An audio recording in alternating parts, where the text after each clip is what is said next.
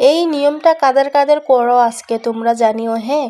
ধুনা, তারপরে শস্য, নিম পাতা, পাট পাতা, তারপরে রয়েছে হলো মশা, মাছি, পিঁপড়ে, মাকড়সা, আর রয়েছে হলো পান্তা ভাত। এগুলো দিয়ে একটা খের দিয়ে ভূত বানিয়ে নেওয়া হয়েছে। আর ভূতের দেখো মুখও লাগিয়ে দিয়েছে, প্লাস্টিকের মুখ। আর পেটের ভিতরে এটাকে ভালো করে টুপলাটাকে ভরে দিয়ে এটাকে এখন জ্বালিয়ে দেওয়া হবে। আজকে আমাদের নিয়ম, সংক্রান্তির দিন। এখন দাদাভাই জ্বালাবে এটাকে হলো ছেলে মানুষই জ্বালাতে হয়। আর যে জ্বালাবে সে জ্বালিয়ে ফেলে এসে তারপরে স্নান করবে। স্নান না করে ঘরে ঢোকা যাবে না। এই দেখুন ভূত জ্বালাচ্ছে।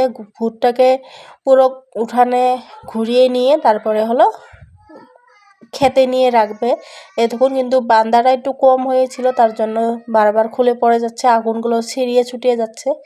দাদাভাই তারপরে এগুলোকে নিয়ে চলে গেল। কাদের কাদের হয় বলো।